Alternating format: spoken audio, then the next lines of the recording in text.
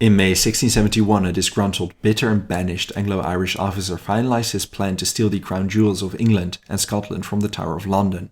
It was a plan that had been in the making for quite some time. The entire tale surrounding Britain's crown jewels theft is so bizarre that the story could easily be an opera or a theatre piece rather than an actual event. The officer even used actors for the entire operation.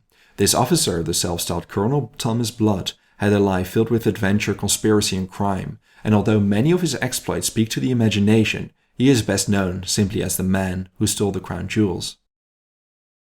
Thomas Blood was born around 1618 in Sarney, County Meath in Ireland. Not much documentation about his early life survives. His father was most likely a blacksmith and iron worker. Thomas first turns up in historical records listed in a local Irish civil survey done in the 1650s. In it, he is described as a Protestant owning 220 acres of land in his place of birth. Being in his late 30s at this point, he certainly must have served in the military at one point or another, especially because he lived through the English Civil War lasting from 1641 to 52. Still, mainly because of Thomas's own contradictory statements about his time later in life, historians have been unable to trace his exact career path. Historians have attempted to piece together Thomas's whereabouts between him reaching adulthood and the 1650s. For example, Thomas does not appear on any of the major royalist army or regimental lists during that time. Yet the indigent officers list of 1663 does mention a Captain Blood. Thomas himself claimed he fought during the English Civil War. He served in Prince Rupert's army against the Parliamentarians. The Historical Manuscripts Commission's 6th report reveals Prince Rupert remembered Thomas as a very stout, bold fellow. So there is a strong case to be made for Thomas fighting on the royalist side, at least during the initial stages of the Civil War. I say initial stages because in 1650 Thomas married Maria Holcroft. Her father, John Holcroft, was an English politician who supported the parliamentary army. It appears Thomas switched sides as the tide of the war turned against King Charles I and the Royalists. Enlisting in the parliamentary armies, he was promoted to lieutenant. The parliamentary army never promoted him to anything else than lieutenant, though. Nevertheless, Thomas would become known in history as Colonel Blood. Not in the least thanks to his regular self-promotion when introducing himself to others. Initially, he referred to himself as Captain, and as he grew bolder in his claims, he decided his person suited the rank of colonel. Barely any documentation about Thomas after the English Civil War was concluded survives, except for a few surveys pointing to him living on his estate in Ireland. In 1660, the restoration of the Stuart monarchy took place. Exiled King Charles II returned and Thomas lost lands to the new ruler, not in the least thanks to him siding with the parliamentarians during the war. It left him both bitter and penniless, although Thomas was dead set on making sure he would get his sweet revenge. The next few years, Thomas stood at the center of a conspiracy carefully in the making. The plan was to seize Dublin Castle and expel the Royalists. In May 1663, the plot was uncovered, however, and Thomas fled and hid from authorities.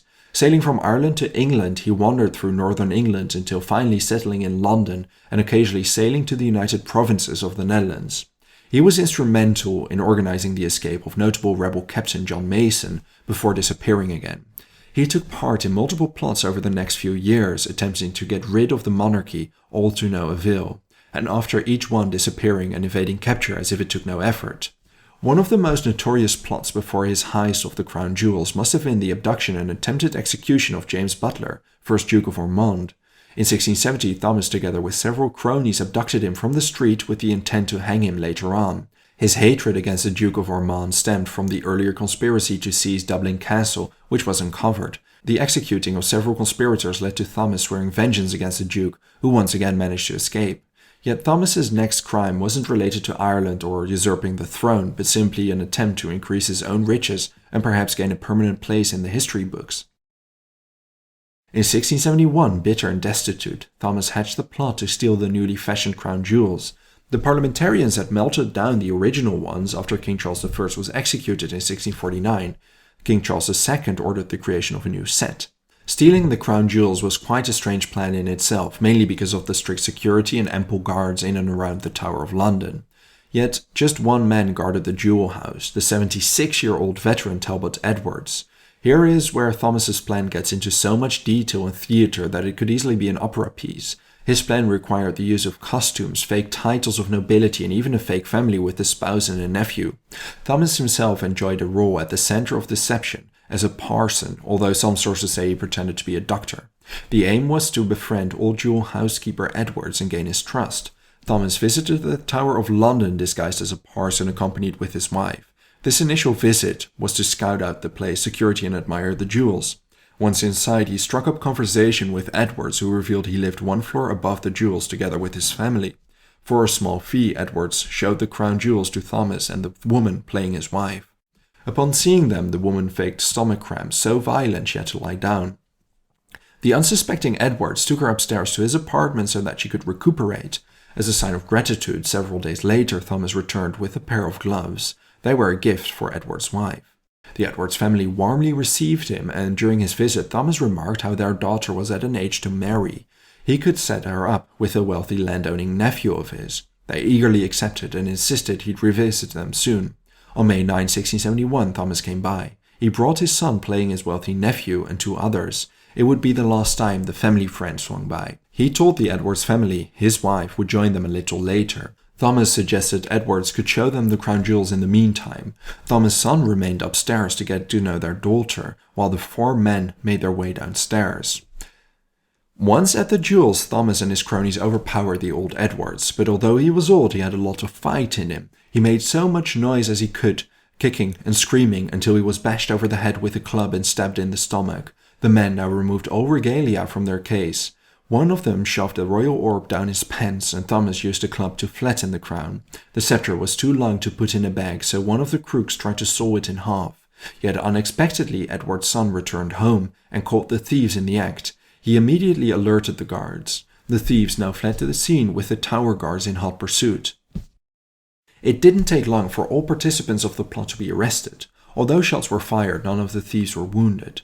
Yet, even though this was undoubtedly an offense warranting execution, Thomas fared rather nicely after his arrest. Once he caught wind of the attempted theft, King Charles II demanded he'd see Thomas. Guards took him to the palace where he and Rupert and other royal family members questioned him.